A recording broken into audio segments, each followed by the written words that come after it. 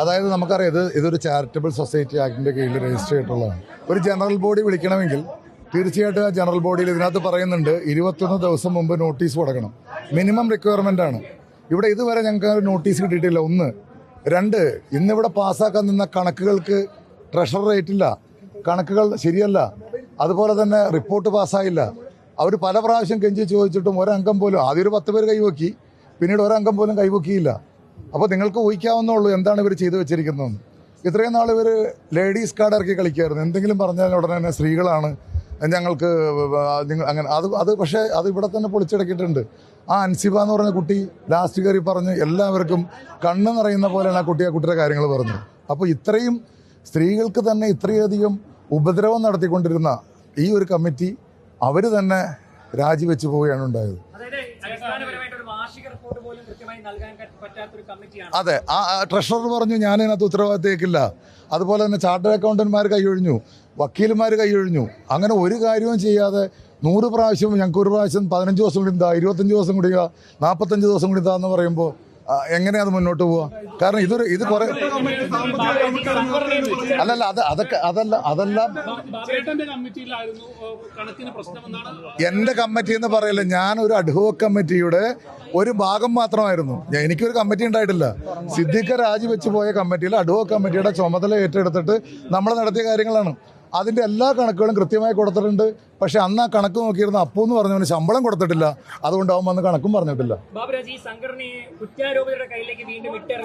ഒരാളും ഇല്ലല്ലോ കുറ്റാരോപിതർ. നിങ്ങൾ ഒരാളെ പറയും, ശ്വേതയ്ക്ക് എന്തും പറയാം. അവരിവിടെ അതിന് മറുപടി നിങ്ങൾ അൻസിബ പറഞ്ഞ എന്താന്ന് കേട്ടാൽ മതി. ട്രഷറർ ഉണ്ണി ശിവപാൽ എന്താന്ന് പറഞ്ഞു കേട്ടാൽ നമ്മളോട് പറഞ്ഞ തന്നെ കാര്യങ്ങൾ ഒരാൾക്കും മിണ്ടാനുണ്ടായില്ലല്ലോ. ആ കുട്ടിയുടെ കാര്യം പരാതി കേൾക്കേണ്ട ആരായിരുന്നു? ശ്വേതയായിരുന്നു. നത്തിങ് ടു ഡു വിത്ത് അമ്മ എന്ന് പറയുന്ന ഒരു പ്രസിഡന്റിനെ കൊണ്ട് എങ്ങനെ ഇവിടെ സ്ത്രീകൾക്ക് കിട്ടും? ഇവിടെ അങ്ങനെ സ്ത്രീകൾക്കാടല്ല വേണ്ടത്. ഇവിടെ നമുക്ക് എല്ലാവരുടെയും കാര്യം നമുക്കറിയാം. ഓൾറെഡി തന്നെ നമുക്ക് പലതും ഫേസ് ചെയ്യുന്നതാണ്. അപ്പോൾ അങ്ങനെ ഒരു സ്ത്രീ എന്നുള്ളൊരു ഇതുകൊണ്ട് മാത്രം മുന്നോട്ട് ഇന്ന് ഞാൻ നോക്കുമ്പോൾ കുക്കും ശ്വേതയും ഒരൊറ്റ കെട്ട്, ഒരു ബെഞ്ച്, ഒരു കാര്യത്തിൽ ഭയങ്കര ഐക്യം. കപടമല്ല ഇവരെ കാണിക്കുന്നത്. അങ്ങനെ അത് മുന്നോട്ട് കൊണ്ടുപോകാൻ പറ്റില്ല. അപ്പോൾ ഇപ്പം നല്ല ആൾക്കാരുടെ കമ്മിറ്റി വന്നിട്ടുണ്ട്. ഈ പുതിയ ഇടവ കമ്മിറ്റിയിൽ രമേഷ് പിഷാരടി ലീഡ് ചെയ്യുന്ന ഗംഭീരമായ കമ്മിറ്റി വന്നിട്ടുണ്ട്. അതിനകത്ത് ഗണേഷ് കുമാറൊക്കെ ഉണ്ട്. എനിക്കറിയില്ല, ലിസ്റ്റ് അവർ വരുമ്പോൾ പറയും. ഞാനില്ല നേതൃത്വം വന്ന ഒരു വർഷം പോലും ആയിട്ടില്ല. അതിന്റെ ഇടയിലാണ് സംഘടന ഇങ്ങനെ ഒരു പൊട്ടിത്തെറിയിലേക്ക് വീണ്ടും പോയത്. ഇത് അമ്മയെ കൂടുതൽ അല്ലല്ല, നിങ്ങൾക്കറിയാമല്ലോ എന്താണ് അവർ പറഞ്ഞു കൂട്ടുന്നത്. 4 കേസുകളാണ് ഉള്ളത്. ഇതെല്ലാം അമ്മയിൽ ചെയ്തതിൻ്റെ കാര്യമോ? ടീനി ടോമും അൻസിബയും തമ്മിലുള്ള കേസുണ്ടെങ്കിൽ ഞങ്ങളൊക്കെ ഉണ്ടെങ്കിൽ ഒറ്റ പ്രാവശ്യം കൈകൊടുത്ത് വിരിയിക്കവരെ കൊണ്ട്. അതുകൊണ്ട് അതിനകത്ത് എണ്ണ ഒഴിച്ച് നീട്ടിച്ച് കോടതിയിലേക്ക് കൊണ്ടുപോയില്ല. ഇത് അവരെല്ലാം സ്വന്തം കാര്യങ്ങൾക്ക് വേണ്ടി, സ്വന്തം ലാഭത്തിന് വേണ്ടി ചെയ്ത കാര്യങ്ങളാണ് കാണുന്നത്. അഡോ കമ്മിറ്റി ഇപ്പൊ തൽക്കാലം 4 മാസത്തേക്കാണ്. അത് തൽക്കാലം 4 മാസമാണ്. അത് ഇനിയും തുടർന്ന് മുന്നോട്ട് പോകാം അടുത്ത ഇലക്ഷൻ വരെ. അത് അവർ തന്നെ തീരുമാനിക്കും. സംഘടനയിലെ വരവ് ചെലവ് കണക്കുകളൊക്കെ കഴിഞ്ഞ ഒരു വർഷമായിട്ട് ദുരൂഹമായിട്ട് നിൽക്കുകയാണെന്നാണോ? കണക്കുകളിലൊന്നും ഒരു വ്യക്തതയില്ല. 67 ലക്ഷം രൂപയുടെ കണക്ക് എനിക്ക് തെറ്റി അയച്ചു. ആ 67 ലക്ഷം രൂപയുടെ കണക്ക് ഇവിടെ കിട്ടിയിട്ടില്ല. കഴിഞ്ഞ കുടുംബസംഗമം നടത്തി 67 ലക്ഷം രൂപയുടെ ഞാൻ വേണ്ടി ഇതിനകത്ത് കാണിച്ചു തരാം. മനസ്സിലായില്ലേ? അപ്പോൾ ഇതൊക്കെ ചോദിക്കുമ്പോഴാണ് പ്രശ്നം.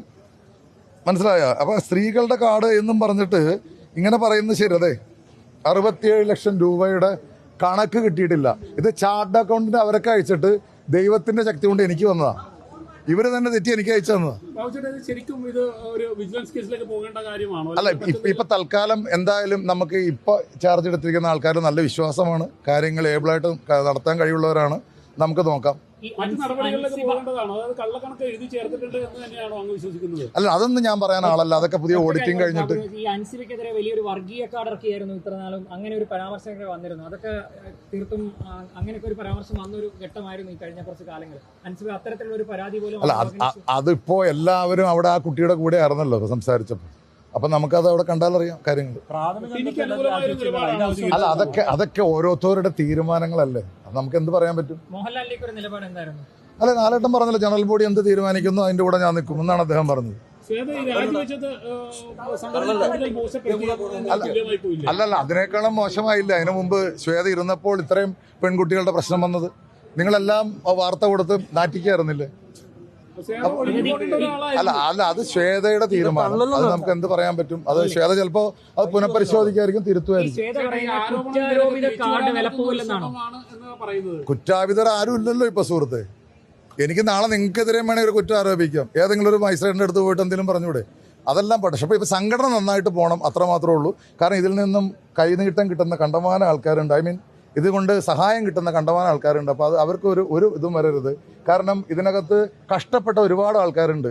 അല്ലാതെ ഇത് ഇന്നലെ ഇങ്ങോട്ട് കയറി വന്നിട്ട് അങ്ങനെ ചെയ്യാം ഇങ്ങനെ ചെയ്യാം കണക്കുകളൊന്നും കണ്ട സഹിക്കില്ല. എനിക്കെതിരെ എന്തും പറഞ്ഞോട്ടെ, എനിക്കെതിരെ ഇപ്പോൾ ആരോപണം. ഈ ശ്വേത തന്നെയല്ലേ കഴിഞ്ഞ പ്രാവശ്യം മറ്റൊരാൾ കേസ് കൊണ്ട് കൊടുത്തപ്പോൾ എന്താ പറഞ്ഞത്? ബാബുരാജാണ് അതിൻ്റെ പറയുന്നത് പറഞ്ഞു. നിങ്ങൾ തന്നെയല്ലേ എന്നോട് ചോദിച്ചേ? എന്നിട്ട് എന്താ അതിൻ്റെ പുറകെ പോകാഞ്ഞ്? ഇപ്പൊ പറയുന്നത് ശ്വേത തന്നെയാണ് അതിന്റെ പുറകിൽ എന്ന് പറയുന്നവരുണ്ട്. അപ്പൊ അതൊന്നും വില പോവില്ല. എനിക്കതിനകത്ത് പ്രശ്നമില്ല. ഞാൻ എല്ലാ ആരോപണങ്ങളും